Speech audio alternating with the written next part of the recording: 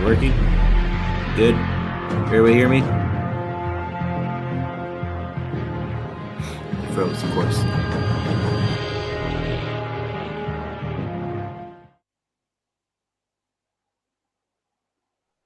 Welcome, everyone. Welcome to another show with Brandon, Forever Faithful Podcast. Brandon's hiding out, so I'll take over, I guess. We have a special guest today, Larry. Larry, how you doing, sir? Doing fantastic. Thanks for having me. Absolutely. And Lefty All right. just came in. What's up, Christian? What's up, dude? What's up, Christian? Can you guys hear me? We got you loud and clear. All right, good. It lagged on my end. Where's your camera? It's broke it. hella laggy, It's so I'm nuts. just gonna have it off. Okay. Yeah, I'm on a different computer right now. That's why I'm on a Chromecast, so it's really, really bad. Or not a Chromecast, He bought Chromebook. out of the Dollar Tree. Where are you at? I'm at my friend's house. So, Anyways, let's get started, man. Let's do it. All right. So, Larry, thank you for joining us. We really appreciate it. Absolutely. Uh. Thanks for inviting me. Of course. My first question for you, Larry, is how you think this offseason is going so far with mini camp and seeing the quarterback situation going on? What's your take on it so far? I think it's going really well. I mean, right, the biggest nightmare is that somebody would go down with an injury, knock on wood, that hasn't happened. They've been really healthy. And they got in the work, they installed their offense, they installed their defense, they're primed and ready for training camp. And it sounds like, now I haven't seen Brock Purdy throw, but it sounds like he's making a successful return from the offseason elbow surgery. I guess we won't find out for sure until this summer, but things sound like they're going well. And overall, without the injuries, I thought the team looked pretty sharp, actually, in the OTAs, in the mini camp. Good energy, good vibe on the field. Christian McCaffrey looked incredible in the mini camp, and there's a lot of good young players who are starting to kind of show their talent. And as far as the quarterback thing, I mean, we haven't seen Brock in the field yet, but Trey's been out there. I think he's looked the best that I've ever seen him look. And Darnold's out there, and Darnold's making some nice throws. Brandon Allen's had a couple really nice days. So overall, I think if you're Kyle Shanahan, you got to feel good about where you're sitting here in late June. Yeah, I completely agree, Larry. Things are starting to look up, especially this year with all the way the roster is, and it's the way Kyle Shanahan and John Lynch is building it up. I wanted to ask you, this whole fighting on Twitter, bro, among Niner fans. I've never seen as many Niner fans fight each other from other fan bases. It's like they're not even fighting Dallas, the team that I hate the most growing up in the 80s and 90s. Can't stand the Dallas. But now it's like this whole, who's your quarterback, Brock Purdy or Trey Lance? And damn if you like Brock, because then you hate on Trey and so forth. I know you've been beating up on a horse with this on your shows and every other show, but what's your take? Because I think this kid, Brock Purdy, he really impressed me when he came in. The things that he was able to do coming off the bench as a rookie, seventh round rookie at that, and the poise, the way he commanded the huddle, the way he was able to execute was just like a pro. So I want to get your thoughts personally on Brock. Can this guy be, I know it's still early and he still has to come back from this injury, but can he be a franchise quarterback if he continues to grow? There's no doubt. I mean, there's no doubt in my mind that he can. As far as, why people are at each other's throats over it, it's a great question, too. It's like, I just think that, what happened here is that, they drafted Trey and they told us, hey, this is the guy. This is the future. And we believe them. And so we just are all in the mindset of we just want to see what, we've been told this guy's the future. So we just want to see that through to completion before we, move off of it. And I think that's totally normal. Like, I'm in that group. I mean, I want to see, is Trey Lance good enough to be a starting quarterback in the NFL? Is he good enough to be a star? Is he good enough to be, a great player? And we just haven't seen it, right? But if I did a deep dive on all the Hall of Fame quarterbacks because I just wanted to kind of have a little better perspective. It's the off season, right? We got plenty of time to kind of take a look at this thing.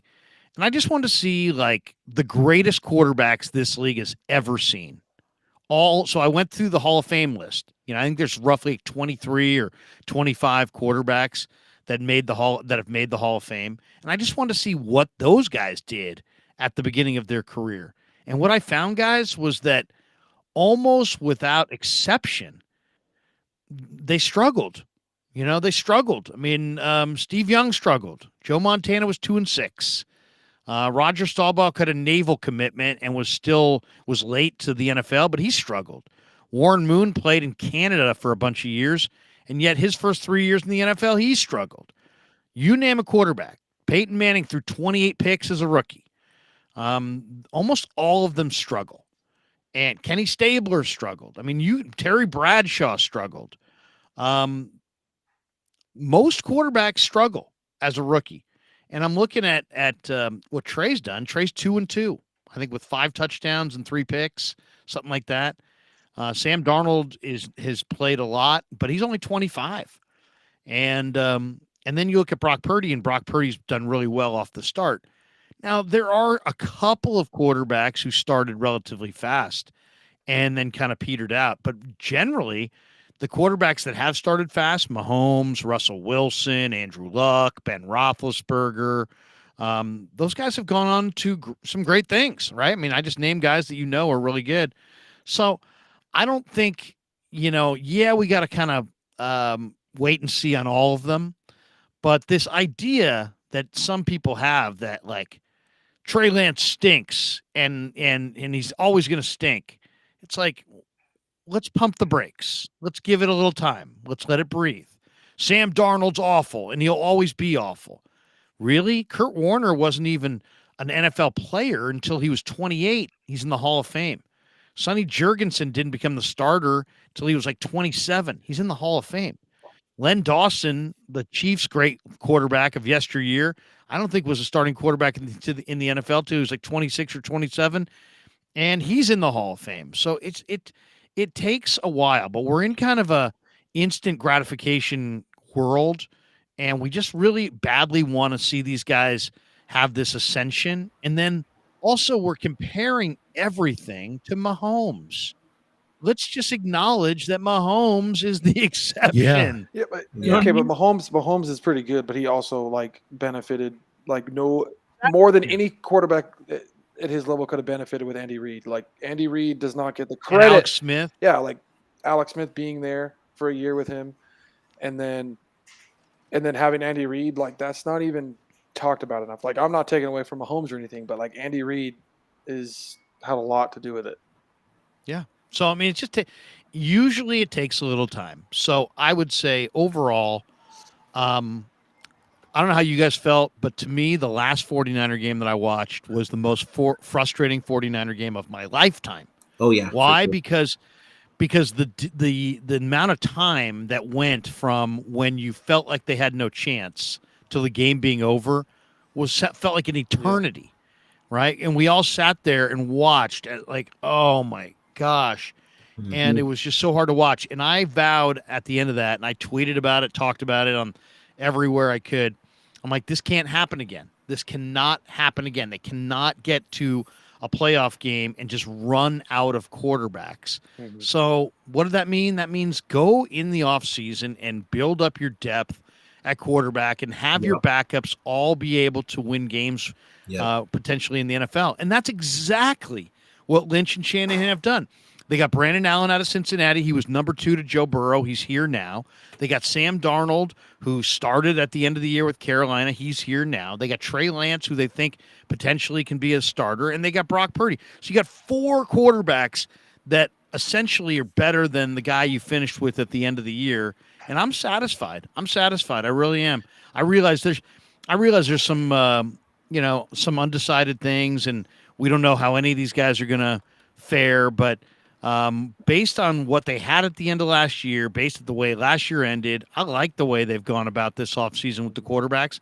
And I'm thrilled that they have this kind of depth. And now let's roll the balls out there and find out who can do it, right? I mean, I think it's going to be good. Exactly. It's going to be a fun watch this summer. So What's up, going to throwback? your thing with like Lance, I think a lot of people don't seem to realize too is that they're so hard on him and say he can't do it.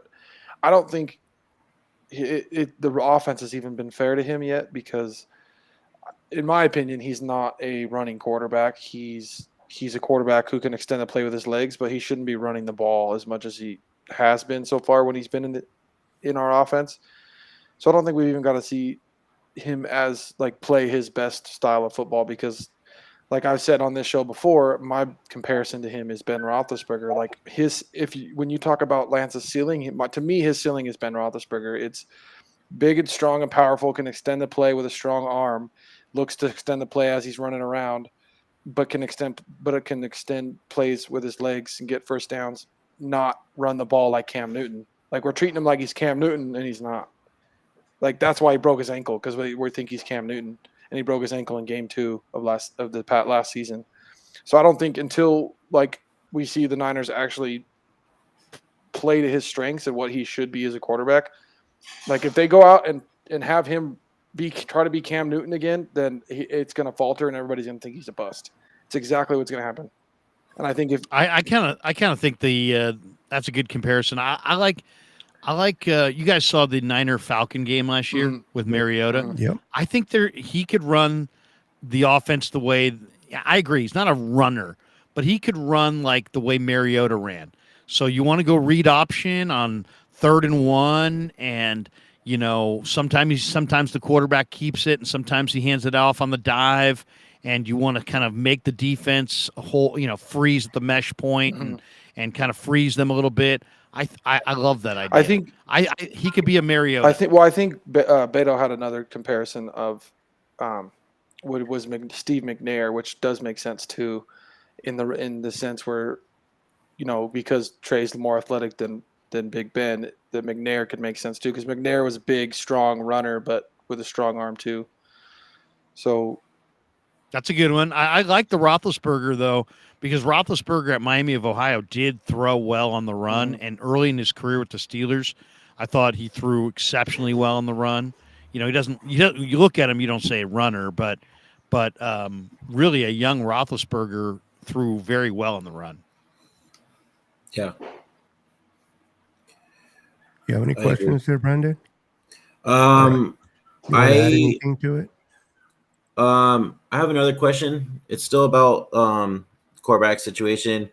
Larry, like in your opinion, do you feel like the Niners shouldn't rush back Brock Purdy even if he is ready? Because we don't know if he's going to be the same as he was last year after that injury, and if he gets hurt again, possibly. What's your take on that? Yeah, I mean, don't rush him back for sure. I mean, if it's a long year. I mean, obviously you want to win all the games, but this you got to do right by your players. This guy's a young guy with a career ahead of him. Do not rush him back. If he's not ready to roll, then start somebody else. I'm not in the mindset that he's got to be out there in preseason or he's got to be out there in camp. And they're not going to rush him. They have a game plan for how they're going to monitor every rep, every throw.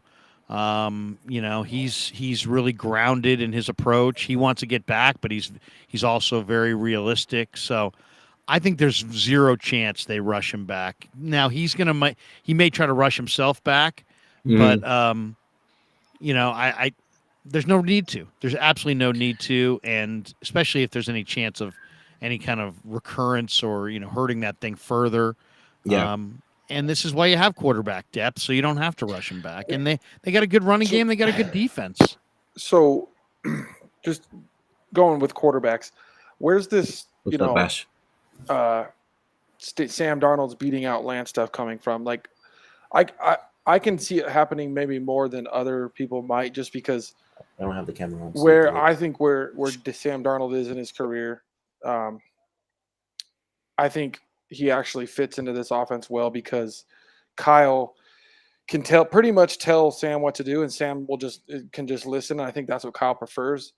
I think that's why he's a big Kirk Cousins fan, because Kurt would do the same thing. But I think because of Sam Darnold's ability to extend plays too, and his exceptional arm talent, he could fit right into this offense. Like if we had an injury and came in, he could probably work this offense pretty well with all those weapons. So where's this stuff coming from, really, that's saying that Sam Darnold could beat out Lance? Because I know a lot of people are freaking out about it, and I don't know if it's true, but I could also see where it could happen. As far as where's it coming from, I just think some of the national people, with the combination of the incentives that he signed and when they signed him, they're just looking at that and going, well, obviously they like him. It's almost like a job where like the guy who got hired the most recent is got the best job security. It's like, well, why does he have better job security than Bob over there? Well, because they just hired Phil, Mhm. they just hired Phil on Friday. So that's really, I think, the only thing. As far as what they've looked like in minicamp, now it's minicamp and it's OTAs and it's not there's no pads That's and true. there's no pass rush. So, but I would say they look the same. I would say Darnold has taken more shots down the field, and his overall accuracy maybe a little bit better. Trey seems like he knows the offense a little bit better. Mhm. I think Sam looks better in some of the early part of practice and the drills. Trey maybe looks a little bit better in the 7-on-7 because maybe he's got a little bit more of a rapport, a little bit better understanding of the receivers since he's got more reps with these receivers. But to me, they look very similar. See, I don't see one. I'll say this: there has not been one. Sam has not looked like worlds better than Trey at practice. I'm there for every practice. to be fair, coming out of college, the two of them are actually quite similar. Sam Darnold was just as raw coming out of college as Lance. Played 1 year at one full year at USC. Came out where he probably should have stayed another year or two maybe, but he just had such natural arm talent. He decided to come out and got drafted high, but he was just as raw. And then he obviously went to a terrible situation, and a quarterback that raw going to a terrible situation ends up exactly how you would expect the way it's gone with Sam Darnold. So, but they're very similar in the sense where they're equally just as raw coming out of college. Hey, Larry, I want to ask you, get your opinion on this. I know that a lot of people want to see Trey get his opportunity, right? They're afraid that if he doesn't get his shot and he goes somewhere else, he can become something great.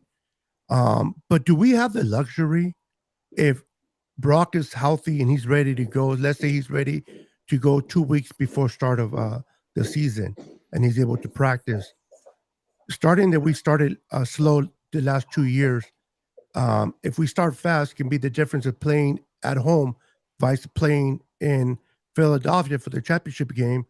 Do we have the luxury of starting Trey and taking a chance on him, or should the Niners just run with Brock Purdy if he's healthy?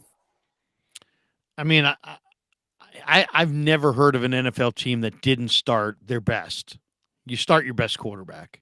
So whoever Shanahan thinks is his best quarterback, he probably should start that guy and will start that guy. I really believe that. And I've heard, the notion that, this is kind of this is the quandary that they're in, that they drafted a player and they want to find out what he is, but they're also got a team that's ready to win. And as you referenced, there's only one team that has a bye, and a bye in football is huge. And there's only one team that can host the NFC Championship game at home. And if you have that game at home, your odds of winning it are go up dramatically. So I don't, as much as I want to see Trey fulfill his potential, I want to find out about him too. But if Shanahan thinks that Purdy's their number one guy, and Purdy's healthy in week 1, damn right, Purdy's going to start at Heinz Field. And that's the way it should be. That's the way all Niner fans would want it.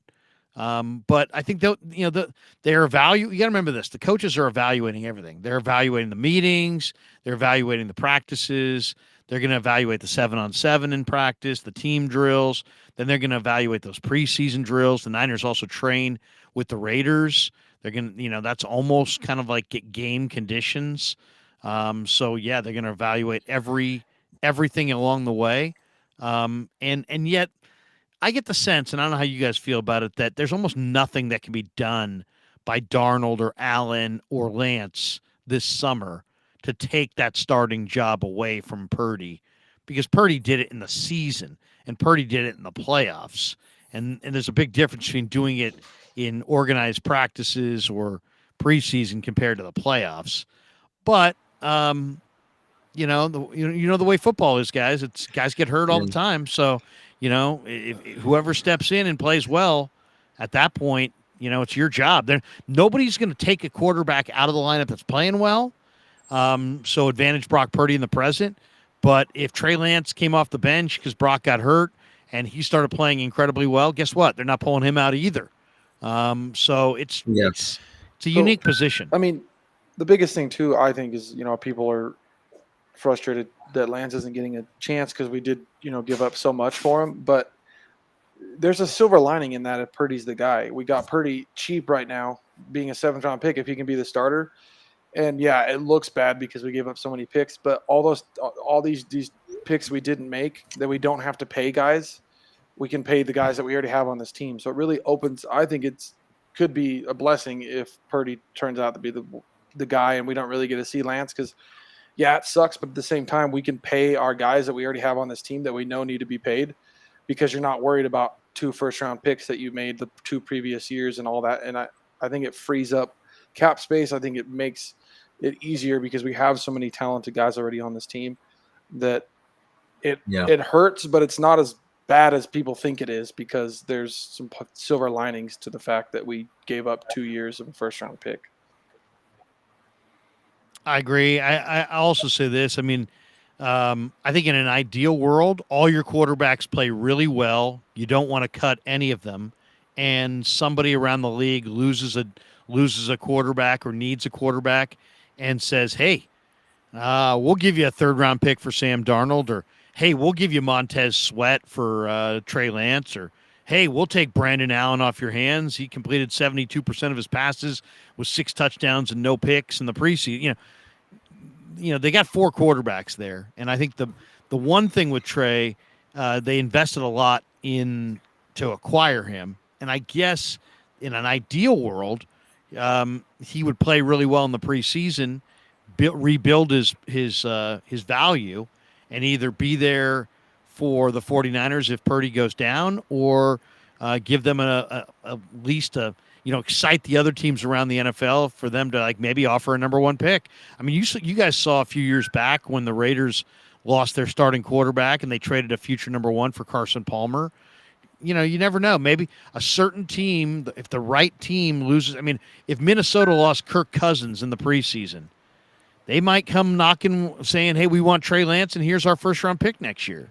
So, I mean, but first Trey's going to have to show some things in preseason, and an opening's going to have to happen. I did find it really odd that, there was a report this week by Schefter that there's no trade market for Trey, and that really there's no team out there that wants to trade for him. I find that surprising, but, then I've also talked to personnel people that feel like Trey had a very unique situation at North Dakota State, and some personnel evaluators feel like they really didn't have a good handle on, what he was as a prospect coming out of college. So I don't know what the appetite is for, or how people around the league feel about Lance. I don't feel like the Niners would trade him this season, at least, if that makes sense. If the right offer comes, they're trading him. It's just that I don't think he has simple, trade value right now, but I think, like Larry said, during the season, or if he does really good in training camp, or preseason, or he plays a Yeah. couple of games and he gains value, and teams get desperate.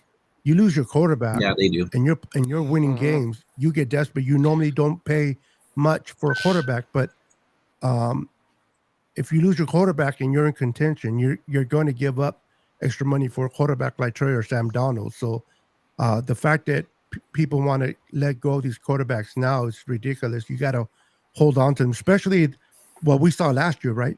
I mean, we went all the way down to McCaffrey throwing the ball because we went through our quarterbacks. So we need as many quarterbacks on our roster as we can. Larry, what do you think Yes, about this that's idea correct. that now they can hold an extra quarterback and not being on the roster, what they just approved this year, to benefit the Niners and any other team?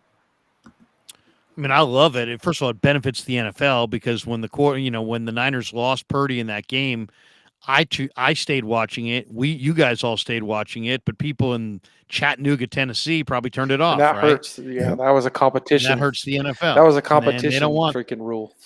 Yeah, they don't want that. That They lost was money. a let's protect our revenue rule. Exactly. And so that's what that's about. I like it. I like it. I'll tell you what Trey would benefit from is if the NFL had a true minor league system. If the NFL Oh yeah, like had a baseball. Yeah. Well, it's like if you had a place where, let's say, you wanted to go with Brock Purdy, right? And John Lynch said it at the combine. He's like, Trey Lance needs to play, and that's the challenge because we got a team that's ready to go. So what's kind of unspoken there is that Trey, in his mind, is maybe not ready to play and lead the team to victories. But man, if you had a AAA, if you had a minor league team, and you could That'd be say, instead sick. of just sitting Trey down and be like, because in most teams in the NFL, you don't play your backup. So, Brock's going to be our starter, and we got Sam Darnold to back up. But Trey, you go to AAA, and you get all the reps, and you develop, and that's what ultimately he really needs. But the NFL doesn't have that mechanism in place, and it's unfortunate. I think it's coming because I do think that the Rock in the XFL. I think that's the long-term goal for the XFL personally, and I think. Oh yeah, that makes sense. There's so much money in it. Eventually, the NFL is going to catch on when they really see the money in it, and as soon as the money hit, when they start realizing, oh, there's money in this, I think it's coming. I think it's slowly developing, and it's years away, but I think it's coming. I think the Rock's whole plan was to do that with the XFL. You look how many guys are getting NFL opportunities from the XFL. We have a guy in the XFL right now with the Niners, right? The receiver. So I think it's coming. I think it's years away, but I do think it'll happen. The key with that is people love the NFL so much, but secondary football with all these garbage rules and let's mic everybody up and call them weird names, that's never going to fly. It's never really going to fly. It's never really going to take hold. But if you said this team is the 49ers AAA team and they were playing the Seahawks AAA team, and all the guys on the team were guys that the Niners controlled the rights to and guys that the Seahawks controlled the rights to, or at least let's say 30 of the guys were Niner rights. Maybe you filled in the rest with other, just randoms. I'd watch, you'd watch, we'd all watch because that's how much passion there is for NFL football, especially in the spring. I know people that they're football fans, but they're not baseball fans, and they're not basketball fans, and they're not hockey fans. And I say, well, what do you do in the off season? Well, I just kind of follow football from, I follow the draft and I'm, into the football, but I'm not into these other sports. And the NFL should pounce on that and say, you know what? If we just had a correctly branded minor league system, our minor league games might outdraw MLB. Our minor league games might outdraw the other sports. That's how popular the NFL product is right now. But you got to have the same uniforms, the same helmets. You got to have players who are, on that team that, all your practice squad guys have got to do it. I think that, secondary football, I worked in the Canadian League. We all saw the American expansion of the CFL, the NFL Europe, USFL, different, Arena League. They're all secondary leagues. Nobody's buying in really. But if you had a minor league deal that was affiliated directly, and those were actually your players on your practice squad, people would watch. I'm telling you, it's going to happen because It's the coming. NFL is all about money, and everything they're doing is all about money. Now they're doing the streaming thing. The freaking, the thing with YouTube. There. It's going to happen. It's just years away, but eventually it's going to come. There's too much money on the table to just not for it not to ever happen. And there's too many people that are only football fans. Exactly. Yeah. Yeah, someone like Robert All right. Beal that got drafted, he's probably not going to play a lot this year in this defensive line. But if you have that league, like you said, Larry, Niner fans or any fan of any fan base will be looking forward to seeing that games, because you can see these players that are developmental and seeing them what they can do. Because let's be honest, how much is Robert Beal going to play this year? Unless somebody It's gets a great hurt. proving ground for coaches, young players, new rules changes, young announcers. I mean, a minor league could be a very, very good thing for the NFL on many fronts. Exactly. All right, so I'll move on to this next segment I got. Who is the player that you are looking forward to this season? Larry. I mean, several, but I'll give you a couple. One on offense, Jordan Mason.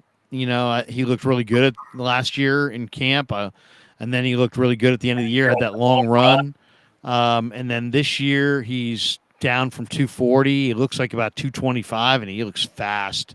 And to me, he looks like he could be not a good player, but a great player. And he might not. He would be the kind of guy that I think could emerge as one of their better weapons, and nobody's really talking about him because he was an undrafted guy. But yeah, on offense, definitely Jordan, and then on defense, there's a couple guys, but Marcelino McCrary-Ball, last year came here as a linebacker, and he knew the Niners were stacked at linebacker, and I asked him about it. I said, "Why'd you even come here?" I mean, it's like, I'm glad you're here because I think you're a player, but you're not going to play this year. And he's like, "Yeah, but these guys are dogs, and I want to be a dog too, and I know I am. I fit in here. I want to be just like Dre and just like Fred and just like Aziz." And here we are a year later. He's put on about 10 pounds of muscle. He's flying around. He's got great instincts. I mean, he is. I think Marcelino has potential, guys, to be a Pro Bowl linebacker, and he's yet to play a down. So, to me, those two guys really are exciting. I'm mostly excited for. I want to see Drake Jackson. Because I'm really into the Pac-12 for college football, so I'm excited just because knowing that Drake Jackson has so much talent and being so underdeveloped at USC. I'm so excited to see the full year with him being with the Niners, what we might actually get. Yeah, he looks great, by the way, in the mini camp. I mean, he's put on muscle in the upper body. Sometimes when guys put on weight in the off season, they look slower. But then we asked him at the presser, I'm like, "Drake, where are you at weight wise?" And he's like 260, 262. He's right at where he wants to be. So he's kind of repositioned his body. Mm-hmm. And he's got great flexibility, great close to the quarterback, great ability to flatten down the line of scrimmage. His speed is insane. The speed, I mean, he's taken it to a different level this year, and he looks like he could. I think there's a very good chance he could wind up with double-digit sacks. Yeah, he was one of the top prospects in the just in the nation coming out of high school, top 5, top 10 best players in the nation of any position when he was coming out of high school, and he didn't live up to that at USC. But UFC's had developmental issues for quite some time now, so he could have easily been a top 10 pick in the draft had he been developed correctly. So he's an absolute steal. So he is. If somebody say he does backflips, I'll say this too. You're not going to meet a better guy. He's awesome. The guy's super solid as a person. He's one of my favorite guys to talk to in the locker room. It's funny. I'm older than you guys, and I got a 22-year-old son. And it's like when I'm talking to Drake, I almost feel like I'm talking to my kid. It's like I realize it's like they're basically the same age. And he's just a great kid. Raised right, really loves to play, very respectful. He should have been a first round pick, and for whatever reason, he fell to the second round. And I know he was inactive a couple times at the end of the year. That to me is the biggest overplayed story. Is the disappointment that that he was inactive at the end of the year. Oh, how disappointing! I looked at that more as a couple people whispered to me that the Niners, had to either go an extra D end or an extra D tackle, and because they weren't sure what they were getting out of Javon Kinlaw as the season progressed, they kept going with that extra tackle and promoting T.Y. Hilton or T.Y. McGill to the active roster. But Drake easily could have been active in a number of those games down the stretch. Hey, Larry, you said you might be older than all of us. I'm just curious. I'm 53. How far am I from you? We're class 88, baby. Yep, 88. There you go. We're the same year. Okay. 70. 70. Yep. 19th, great year, by the way. Was a great year. But yeah. So me and you are same age, but yeah, I mean, I definitely think that Drake is one of the guys this year that's going to be, the number one reason I'm super excited about the Niners this year, guys, is that how many rookies they had last year. Yep. Mm-hmm. People don't realize they had a lot of rookies on the practice squad, and they introduced like 14 or 15 rookies. And so, like, when I was with the Arizona Cardinals, we used to do this drill in the springtime where we would take our roster and we'd go sit around with the personnel and just be like, all right, guys, let's put the arrow up if they're getting better, down on the player if they're getting worse, even if you don't think they're getting better or worse, or like slightly up or slightly down. The 49ers and almost all young players, anybody going from year 1 to year 2, the arrow almost always is pointing straight up because that's how big that learning curve is. The 49ers, between the last couple of drafts, they have about 30 guys on this roster that are getting nothing but better. And it's kind of like a mutual fund. If you have if you got all these different little entities all getting better, well, guess what? Your mutual fund is kicking butt. They're like individual stocks. And the 49ers, I think, are going to be quite a bit better than what they were at the end of last year because they have so many players who are young and getting better. And I think that we're all going to be very impressed by when we see them in preseason and in the first month of the year at how much better of a football team they are in all phases. Well, I'm excited to see what Wilkes brings to this defense too, because like the fact that especially because he does seem to like more of a man style defense, it's kind of exciting because I think that the way he's going to run the defense, I think that the defensive line is going to eat, like, especially if we get Jackson actually like producing on the other side, it's only going to help Bosa. And this seems like the year Bosa could maybe break the sack record, just because we have guys that can go and play man in our backfield. And I'm really, really excited to see how this defense looks under Wilkes because I love the way he runs his defense. So I like that they brought in Isaiah Oliver to replace Jimmy Ward. I think he's going to be a great player. This defense, even if we win a Super Bowl, we don't. But based on what we have right now on defense, if Trey Jackson can be that guy that we hope he can be, that addition to that, how good can this defense be in 2020? Can it make history? Can it be like the 85 Bears, the 2000 Ravens? Can they make that type of history, this defense, in your opinion? I think they need one more edge rusher. Yeah. I think they're really deep at defensive tackle. They got great depth at linebacker. They're real good at safety, and they got 6 or 7 NFL caliber corners. The one guy I'm really high on is Deshaun Jameson, the undrafted rookie corner out of Texas. And I'm watching his film. A buddy of mine called me on draft weekend. He's like, dude, you guys signed Deshaun Jameson. And I said, yeah, tell me about him. He's like, oh, are you kidding me? He's played for us for 5 years. And he starts telling me about Jameson this, Jameson that. And then he sent me a film. And this guy's a dynamic return guy, but he's also a really solid NFL corner. And in the last mini camp, I mean, he was everywhere. He was closing on the football. He shoots up the field and goes low against the run.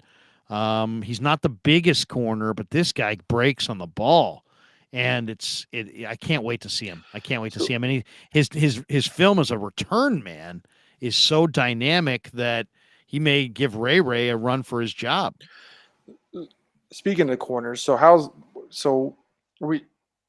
wondering if we're going to see more of like a resurgence from Ambry Thomas in a more man type of defense. I thought he was going to struggle always in a zone defense. So I'm wondering if he's going to be the odd man out with some of these corners that are coming, or if we're going to see him take a step forward with Wilkes as the defensive coordinator, because I thought when we did play man, I thought he was unbelievable his rookie season, especially when he shut down what's his name for the Cowboys, CD Lamb, when he shut him down in that playoff game his rookie season. Yeah, I mean, Ambry Thomas is interesting. I mean, he had a really slow start to his rookie year, but by the end of the year, he was their best corner, you could argue. And then he comes back last year, and it was like he was a totally different player, and he never really got on track. I mean, it's go time for Ambry Thomas. There's no question. He's not guaranteed a roster spot. As I said, they're about 7 or 8 deep on the corner. I have him projected to take 6. If there's an injury, maybe he makes it, but I have him projected as not making it. But I also think that if he plays decently and they wind up in a numbers game, the Niners might be able to trade him because, he's a 3rd-round pick and corners are valuable. And so, I mean, we'll see how it all shakes out this summer. Injuries are a major part of football. Somebody's going to go down. Yeah. You just don't know who and when. So I have hope for Ambry, but it's go time for him. It's time to, he's not a first-year guy. He's not a second-year guy. He's transitioned to the NFL. It's time for him to step it up. Yep.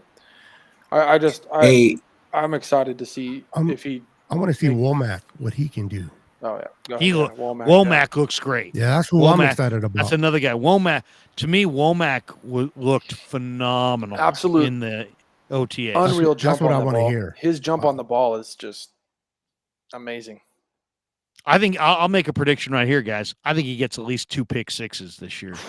Oh, I like that, Larry. But is that from playing nickel? He's gonna probably play nickel, right? Outside. Well, I don't think that's for sure. I mean, he could play outside, he could play inside. But what we saw last year is, man, he got his hands on a couple footballs, and he would have taken it back. But you know what? It was just, now this year the awareness is better, the speed, the actual speed on the field. When you're not hesitating and you can play free, it's like you've gained speed. And my whole thing is, I like to watch practice and not look for guys. I like to let the guys kind of show me who's good, right? I mean, some guys are like, I'm looking for number 32, and I don't do that. I just watch and wait to see who jumps off the page, right? And Womack jumped off the screen watching him this summer, and I can't wait to watch him in camp. He's fast, especially in preseason too. Last year, he's a talent. It's exciting to talk about all these corners because I'm thinking, can Wilkes be our George Seifert? Because our corners, Ray Rhodes, George Seifert. Our corners back under George Seifert were freaking insane. And I remember watching a documentary one time about Ronnie Lott fucking losing his shit that Seifert became the head coach and he didn't get to have the same relationship with Seifert after he became the head coach.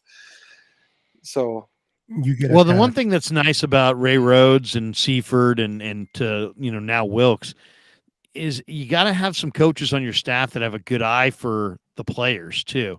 And Wilkes is that guy. And he, brought in Oliver and they drafted Luter and, they drafted Jair Brown. And I think he's going to give the secondary, obviously a little bit more accountability. He's going to hold them to high standards. I asked him, I said, how's your defense going to look different than D'Amico's defense. And I thought there was a chance he'd give us like a kind of a softball kind of a, hey, D'Amico had a great defense, and we're just, I thought he was going to be kind of deferential to D'Amico. Instead, he's like, we need to make more plays down the field against the ball. We need to take the ball away down the field. We gave up way too many explosives. We need, he was like, he had a list of like 3 or 4 things, and and talking to Diamador and hearing him talk about, he's like, I need to be better. I need to be better down the field. I need to be better making plays on the ball. I need to, so I think he's going to bring a level of accountability. You got to remember this too, guys. I mean, I know you guys know the Niners and the personalities of the players, but they lost some type A guys when Mosley walked out the door and Jimmy Ward walked out the door. And they brought in some young players, but, man, who were good players. But now I think Wilkes is going to replace some of the alpha guys that they lost in that room. And I think he's going to be a real key cog. Speaking of Lenore, like towards the end of the season, we started to see more of his ball hawk skills. So, do you think we're going to see we'll see a big step this year in him having a lot more interceptions and being one of those guys that you don't think so, but is going to have a lot of big plays where he's making big interceptions? Because as the season went on, we did, even though he struggled sometimes, we did see a lot more like ball hawking opportunities from him where he was undercutting routes and stuff. I think Lenore's, it's funny. I looked at him on the field and I thought he looked bigger to me. And that's good. He looks bigger in the upper body. And I said, man, it looks like you put on some weight. And he's like, actually, I've lost weight, which is even a better sign. That means he put on upper body weight and he lost it elsewhere. And he kind of repositioned his body. He looks really good. That's awesome. He trained at the Mamba Center down in Southern California in the offseason. And he's ready to roll. He's stronger in the upper body. There's no fear in Diamador Lenore. He doesn't play with any tentativeness. And I do expect him to be a key guy for them. I think he'll start opposite Mooney. I think rocking that too, which looks good on him, better than who had it last. I think it's pretty awesome. Because when I remember when we drafted him, I was a little bit, weary because you never think coming out of Oregon, you don't think about their DBs. They normally struggle, and Oregon gives up a lot of yards in the Pac-12. Their defense does. So I was like, ooh, but he surprised me more than I even would have thought he would have. Good player, really good player, very confident player. And you got to have confidence playing in D-back. Hey, Larry, I wanted to get your take on that projected pay that Nick Bosa could get. What do you think Nick Bosa is going to get going into training camp? You think he's going to get paid as soon as training camp starts, or when you think he's going to get paid, and then how much do you think? I think $30 million a year. Okay. I think he's going to be one of the highest paid defensive players, if not the highest paid defensive player in the history of the league. I mean, he's earned it, and I think he'll sign that contract probably the morning before he hits the field. I don't expect – like Nick Bosa was there at minicamp, but he wasn't doing anything. I don't think Nick Bosa puts on a 49er practice, uniform and takes the field again without the ink dry on that contract. That's the Bosa way. Yeah, I mean, well, that's just the NFL way for these big extensions, right? Yeah. The team hedges. They could sign him to, like, he was asked, hey, do you think you'll get paid a thing? And he's like, I think I'll get paid what I'm worth. Well, why is he saying that? Because he knows what he's going to get paid. This thing's been negotiated. This thing's been done. It's just a matter of they don't, NFL teams are going to hedge because why pay the guy in June and he gets in a massive whatever accident and now you've got to, so they especially with the big expenditures, they're going to wait until he's ready to hit the field. So they're going to protect themselves. And then he's going to protect himself by not going on the field until that deal is done. So, but I do expect it to get done and be announced right on the first day of camp. And I think it will be for $30 million a year or more. And it will save the 49ers money on the cap that they can go use to either roll over to next year or to maybe sign another piece, they can use this year. What's nice about Bosa too, it makes me feel good. He's not the kind of guy where when he gets the money, you're going to see him play any less than his ability. Sometimes those guys get their money and you have to worry. I don't worry any one bit about Bosa. He's not going to be No, he's distracted all like in. Debo was. Trust me. No, not at all. Though I will say this, man, one of the other things that's so exciting about this year is that Debo said that he stunk last Yep. year, and that Ayuk says he's ready to take off. You're talking about your two number 1 and number 2 receivers there, and they're both like in that mode, like where they want to be better than they've ever been. And when we think about how good they've been, I mean, that right there could vault the Niners to the top of the NFL if Debo and Ayuk somehow come back and find a higher level than the level they've been at. The 49ers are probably going to be the best team in the league. Well, I mean, I think it's good to see like Debo saying he stunk and stuff, like he didn't have his best season, but it was kind of sucked to see him get so distracted by the contract stuff, because I would have even said that I would consider him a leader on this team, like especially an emotional leader. Like, seeing the way he acted after like losing big games when we lost the Super Bowl and we lost to the Rams and the NFC Championship, stuff like that, and just seeing like the way that he carries himself, I would consider him a leader on this team. So it was kind of a bummer to see how last season went, but to see him come and call himself out just kind of reiterates for me that he is an emotional leader on this team. So it's good to see. He's a tone setter is what he is. Yeah. He's a tone setting player, and they're really valuable. But him and Ayuk are both leaders for sure. If Debo will continue to play good, excuse me, in the contract that he has right now, and Ayuk has a great year, he's going to demand a big contract. Is there a possibility the next offseason, in order to keep Debo and Ayuk, they might have to move on from Kittle, try to get rid, you know how the saying goes, get rid of someone when you're sooner than rather than when you're later. Do you think that's a possibility, or do you think they work around that, Larry? Well, it's a hard cap, so, you can't pay everybody, and you're going to have to make some hard decisions. But I don't know if it will directly impact George, but, I'll just say it that way. I mean, you can't have everybody, and you can't pay everybody. You got to make, calculated decisions on who you should pay and who you shouldn't pay. You can't let Ayuk walk. He's too good, and he's our true number 1 receiver. I mean, But the fact that we're not paying can, Purdy, and Purdy turns out to be the quarterback, and we're paying him peanuts, that could benefit us in signing Ayuk. Yeah. I mean, in an ideal world, I mean, I think the 49ers are prepared. I think they're prepared for whatever happens here. I think they're prepared to go forward with both. I think they're prepared to have to choose one. In some ways, they could be competing against each other for their future on the roster this year. I know that sounds bizarre, but I think it's possible. But if they both have great years and you want to keep both, you may have to make a tough decision somewhere else. But I mean, they already are starting to sprinkle in their tough decisions. I mean, they drew a very hard line on Robbie Gould and flipped gears to Jake Moody. Well, Jake Moody's making what, $500K, and Robbie Gould was going to make $5 million. So they saved $4.5 million there. They may have to make a real hard decision on Juwan Jennings. Is Juwan Jennings? He's a free agent at the end of the year. And they've got Ronnie Bell and Tay Martin and some other possession receivers. They, depending on how that competition and Danny goes. Gray's there too. Yeah, I mean, they may have to make a tough decision on Charlie Warner, with the other tight ends they have. They may have to.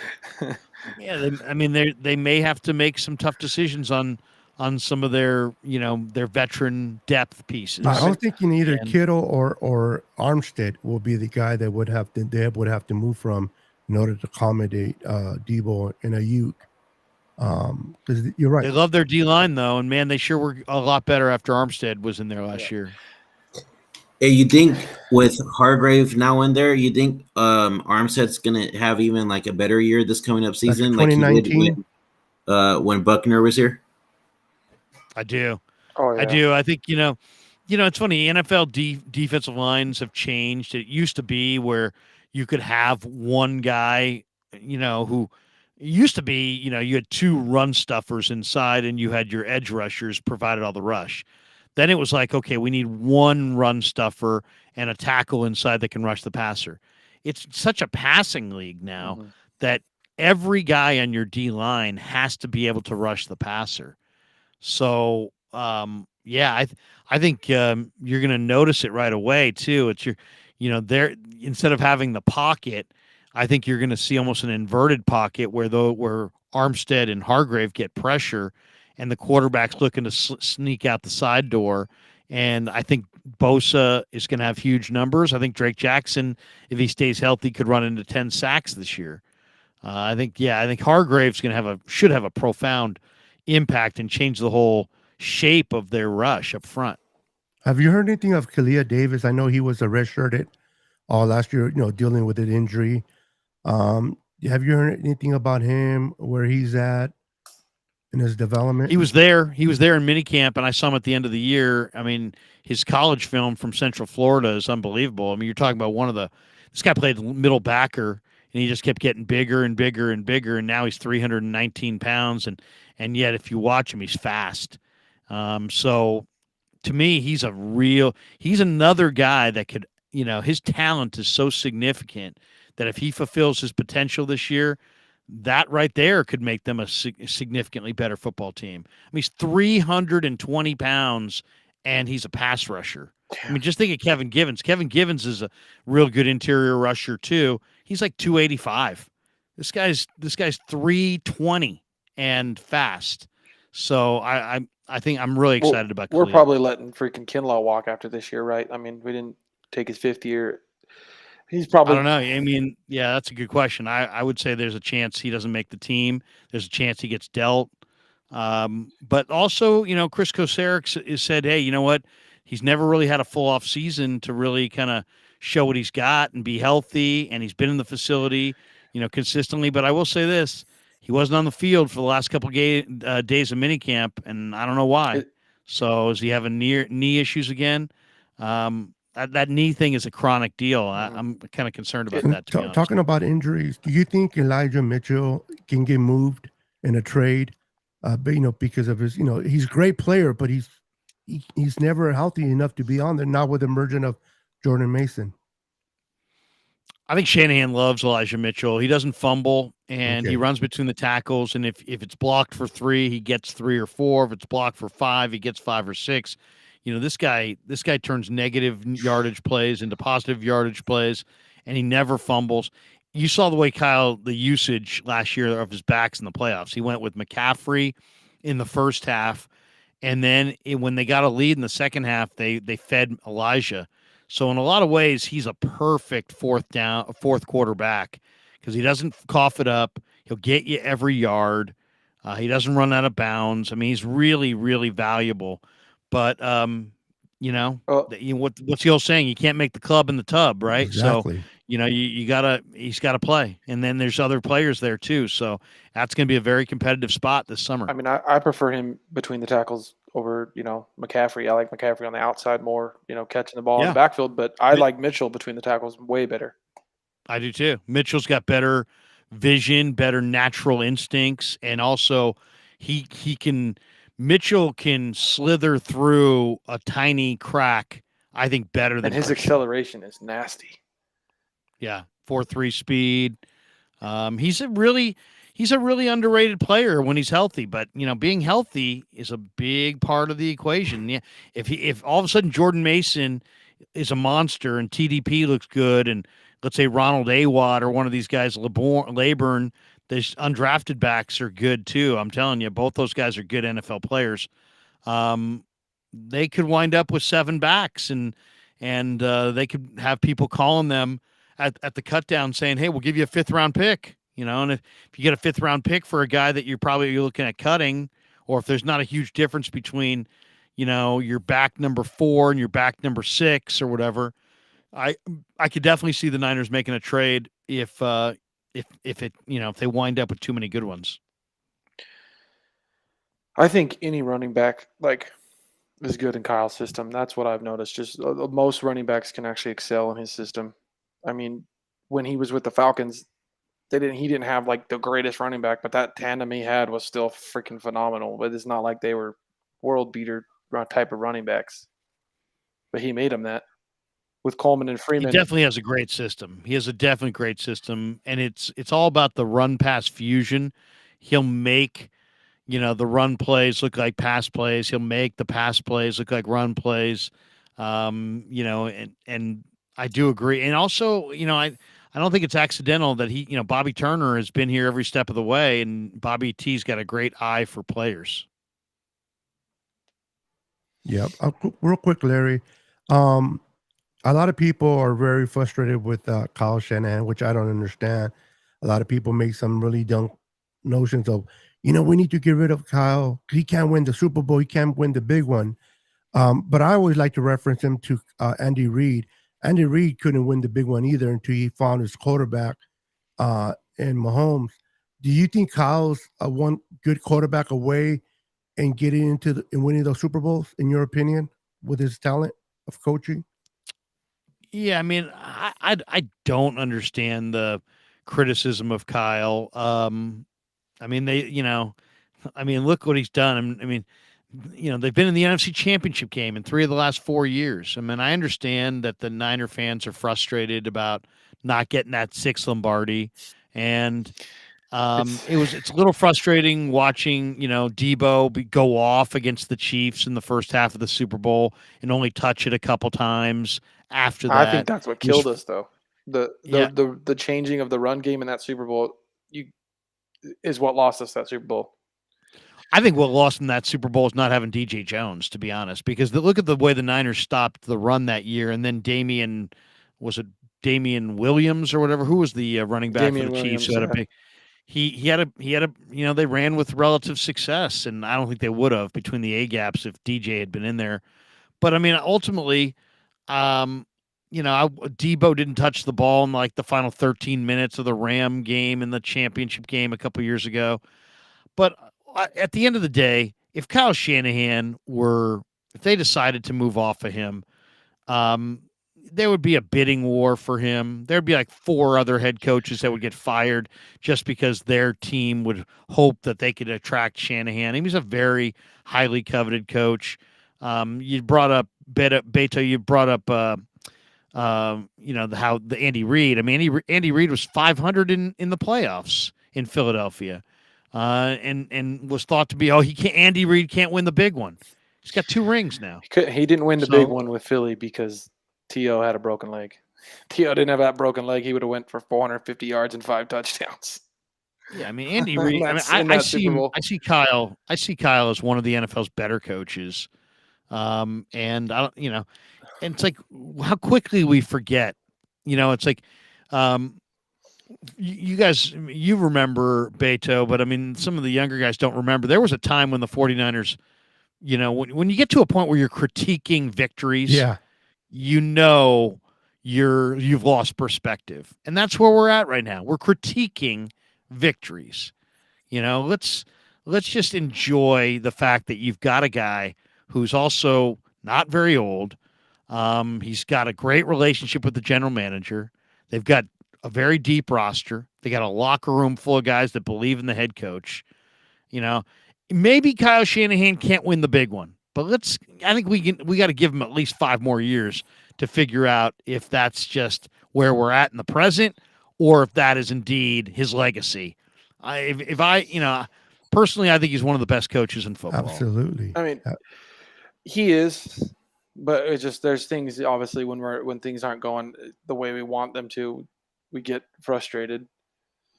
I mean, pretty hard on him. People in their feelings. You can't be in your feelings because we're not always going to get what we want.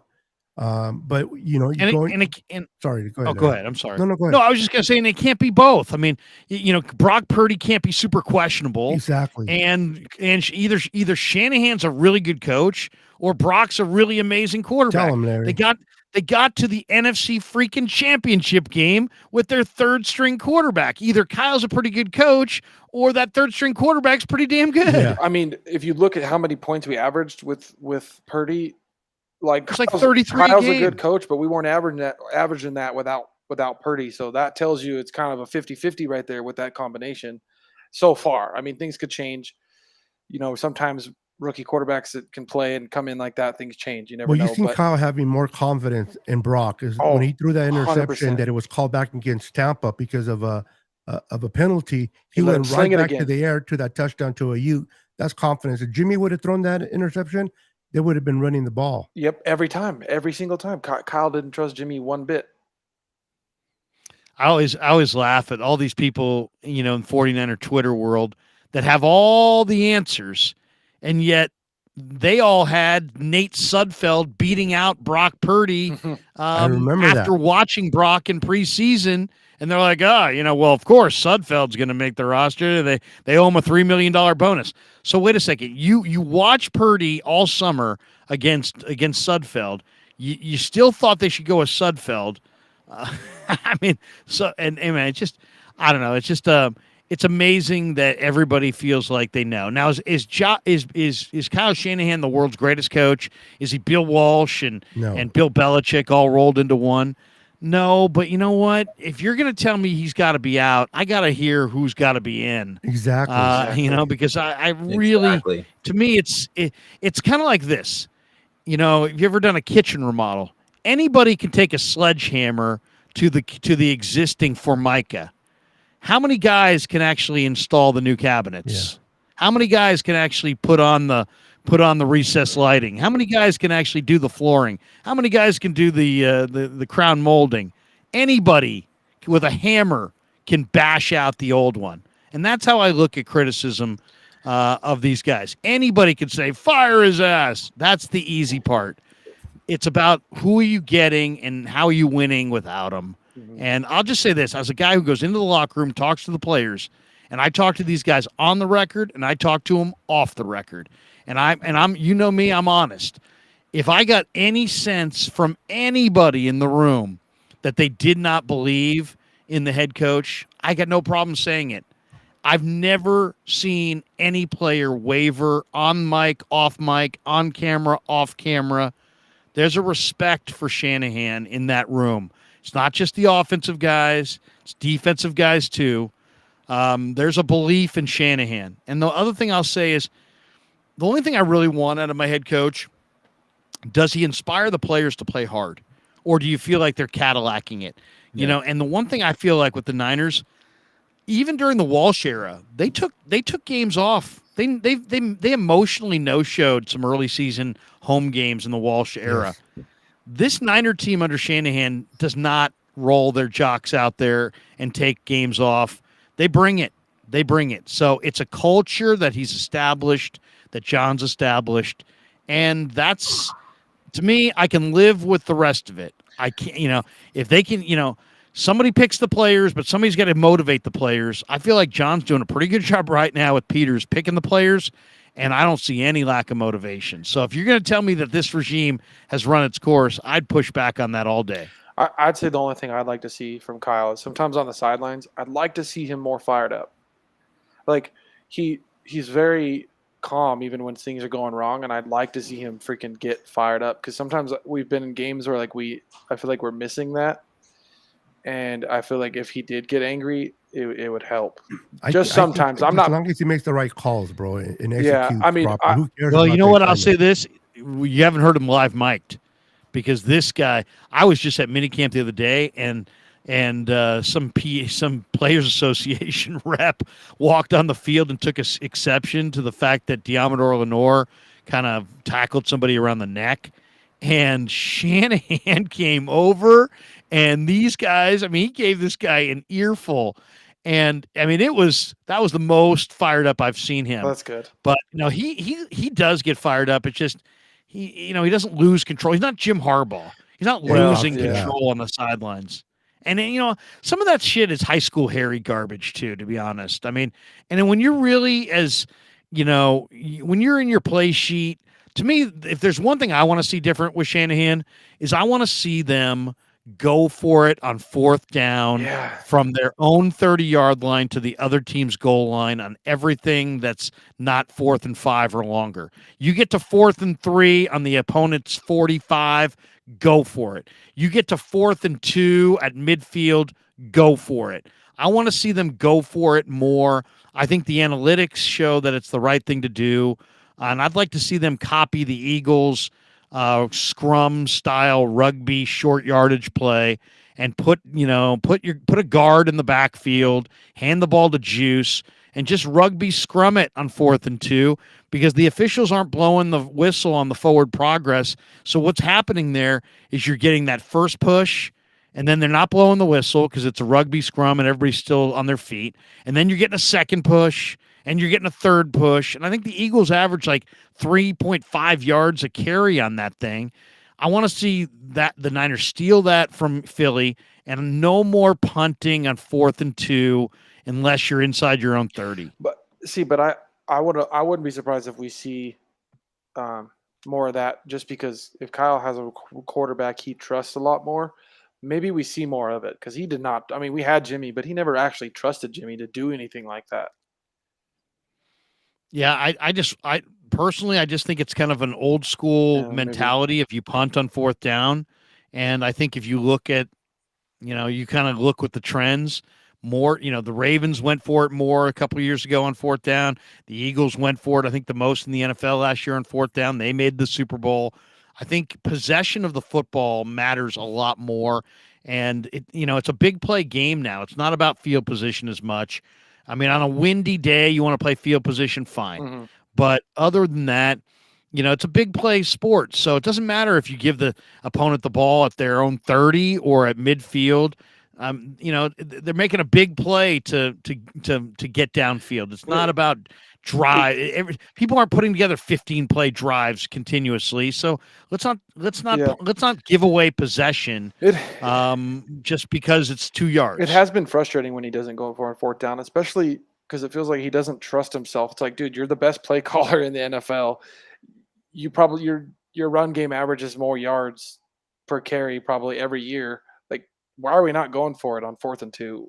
If any coach could get that 4th and 2, it's Kyle Shanahan. So it's especially now that Purdy is, operates the bootleg game so well, and he's got such great quickness to escape. Bootleg action, let him see the field, give him the run pass option. And you know what? If you don't get it, then put your number one defense on the field and the game continues. But don't stop punting to gain 22 yards of field position. Talking about getting the first down, going for it, Larry,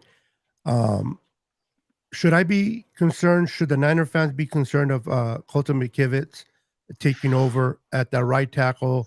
I mean, I know that last offseason there was a question mark at center, right? Drake Brendon, how good is he going to be? Can he be the guy? They didn't draft a center. They didn't go after a center. And he turned out to be pretty damn good. Not great, but pretty damn good. What's your confidence in your what you've been hearing about Colton McKivitz, Larry? I think that I don't think it's a step down at all from McGlinchey. I think McGlinchey was a little bit better as a run blocker, but not much. And I like Colton better as a pass protector. I think he can kick out against speed rushers better. I think McGlinchey had one real issue in that he didn't have great quickness to kick out against the best speed rushers in the game. And so he would lunge out there. And then once he started to lunge, you would see DNs bang that left shoulder, and you saw him like horizontal with the ground. And it just broke him down. I think this is I think this position or this move has been the most over criticized move of the offseason. Letting McGlinchey go was the right move on the cap, and I think McGlinchey and McKivitz are very comparable. I like that because I know that when we took a kicker over certain tackles that were available in the 3rd round, people went crazy. What are they doing taking a kicker instead of a tackle? But I think the Niners and Chris Forrester is pretty happy what he sees. I don't think they liked any tackles, in my opinion, that were available there at that spot. And I think they needed a player to replace Robbie Gould, and kicker's a for sure starter for your team. He's going to make the team. He can kick it farther than probably half the kickers in this league. The problem with the tackle spot is that they whiffed on Solomon Thomas, and it Yes. forced them to go for another D tackle in Kinlaw, Mm-hmm. and they prioritized the D line over the O line. So they've drafted and redrafted at tackle, trying to get that right. And one of those picks should have been Tristan Wirfs. You know what I'm saying? And if you had Tristan Wirfs at right tackle, now you got a plug and play guy for the next decade. So they've whiffed a couple times on D tackles. But if you look at where the best tackles in the game come from, you're either signing them in free agency or you're drafting them in the top 25 picks. And they just didn't have a pick. So this idea that just because their first pick was in the third round that it should have been a tackle, generally all the plug and play tackles, and they're looking for somebody who's better than McKivitz. If they felt like McKivitz was better than all the tackles who were on the board in the third round, and they're probably right. Yeah, it's getting late, and we're going to let you go, Larry. We appreciate your time, but I wanted to ask you this. This year, what are the chances of the night of if we can keep whoever the quarterback is plays well? What are the chances of this team going as far to the Super Bowl and winning it this year? Can they do it with a Brock Purdy? Can they do it with a?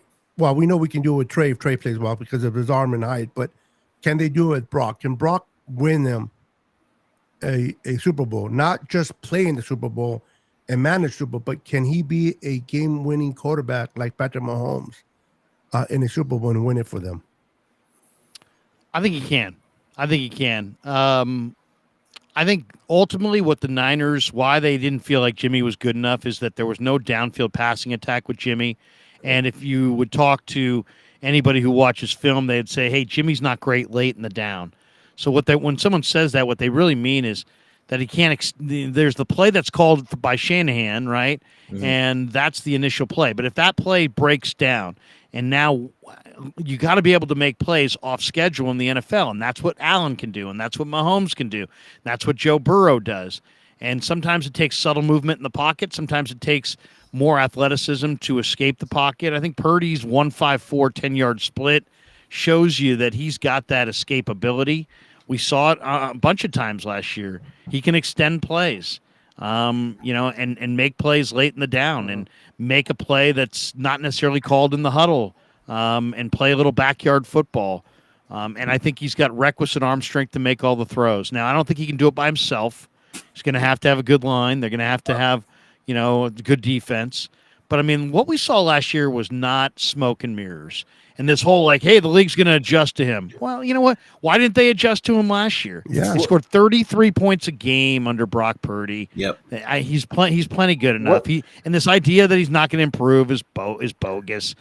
I asked him a month ago, I said, hey, where are you this year compared to where you were at this point last year? And he's like, oh, night and day. I mean, last year I barely knew the plays. I'm just trying to memorize everything and get to the line of scrimmage and get it called.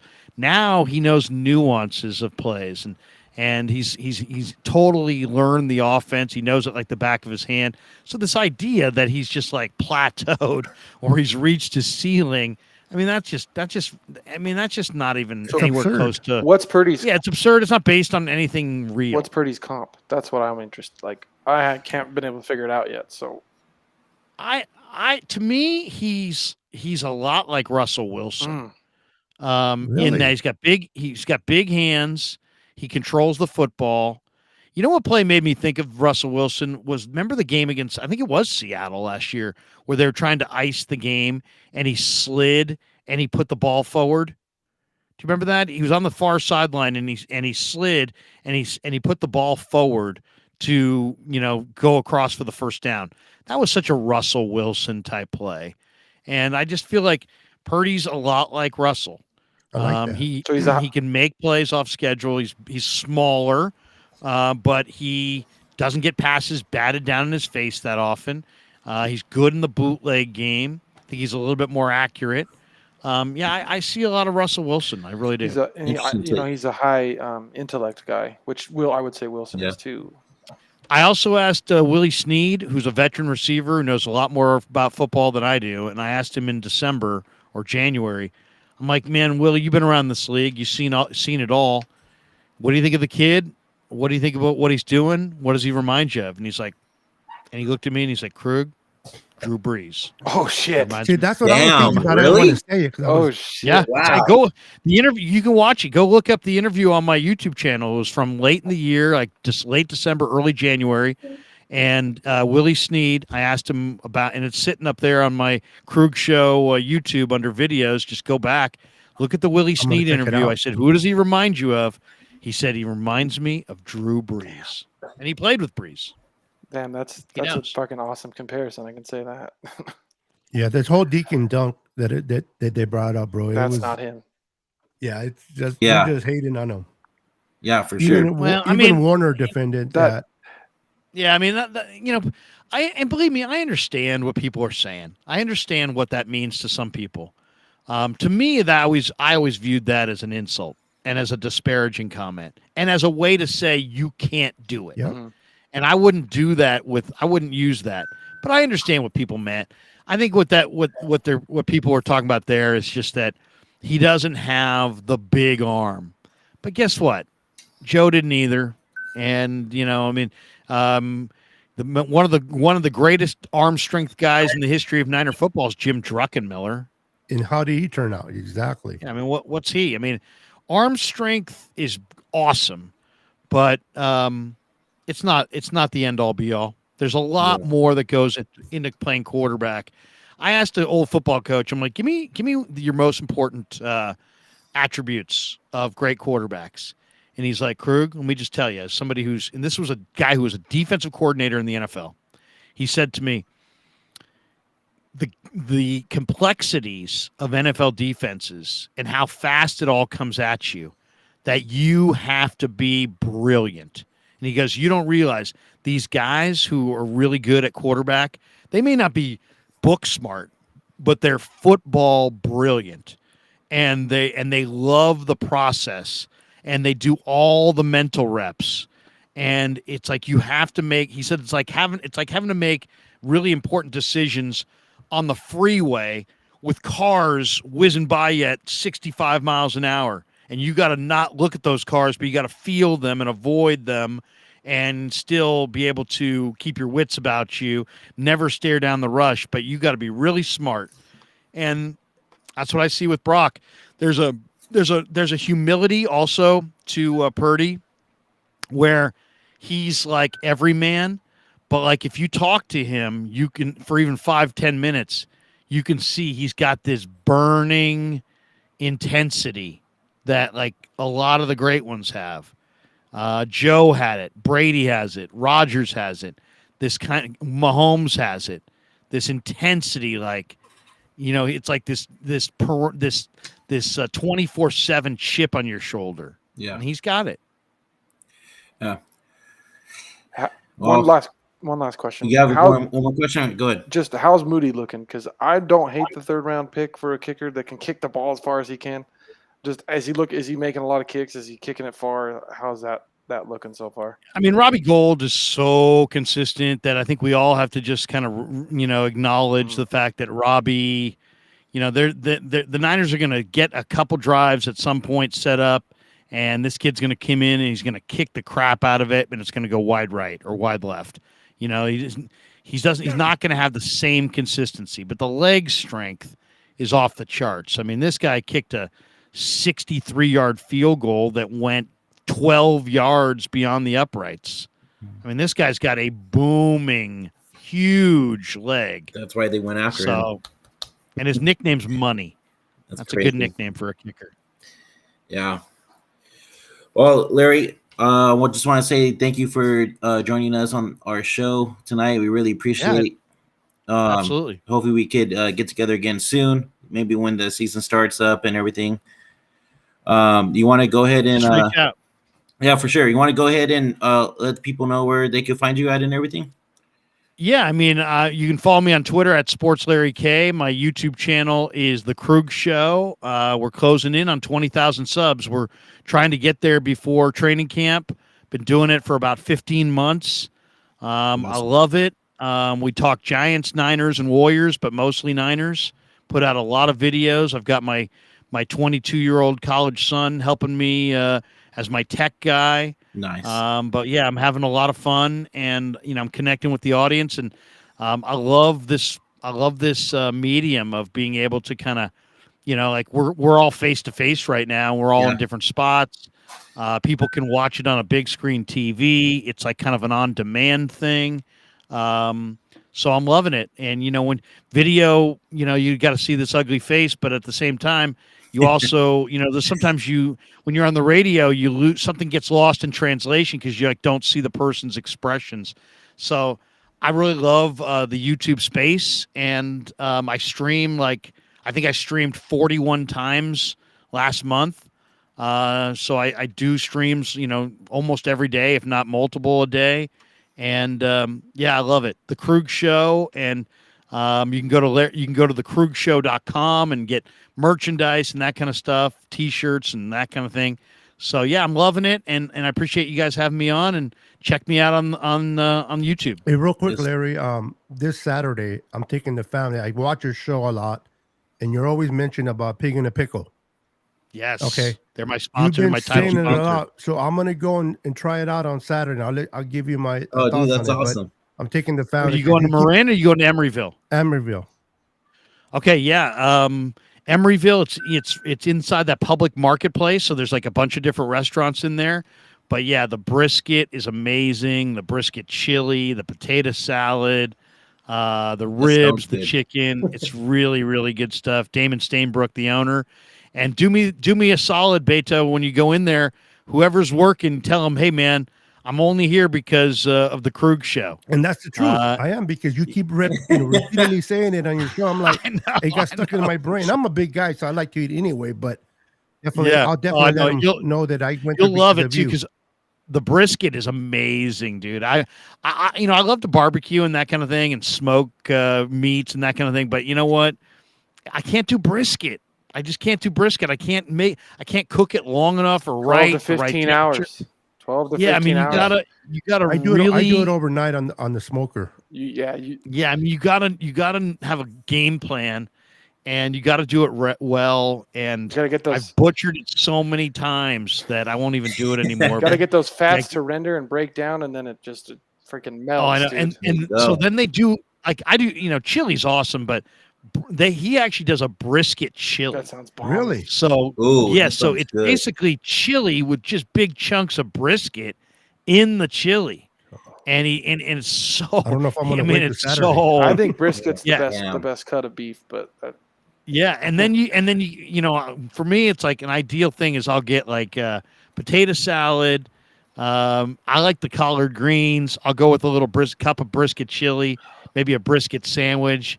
Maybe a root beer. Oh yeah, I'm sitting there. That sounds freaking. Doesn't get more American than that. Yeah, I'll definitely give you a shout out. In fact, brother. I'm out of here. I'm gonna go hit Pig in a Pickle. That's my gym.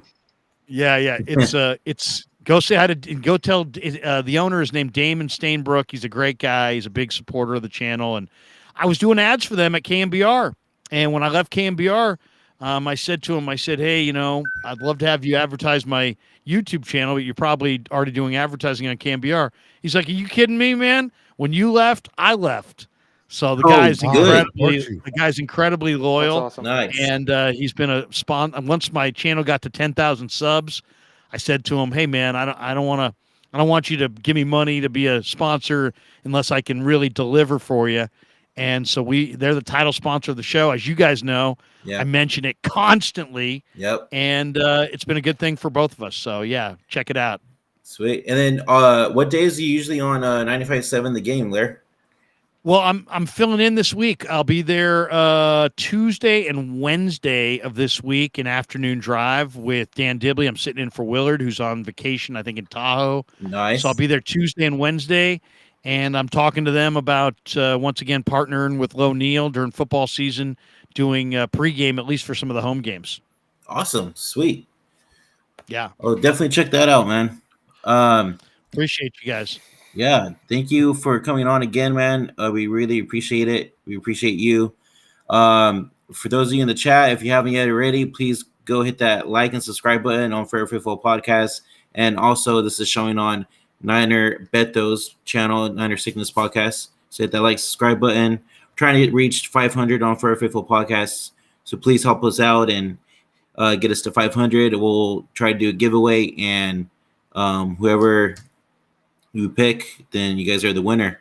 Until next time, guys, go Niners. Go Niners. Niners.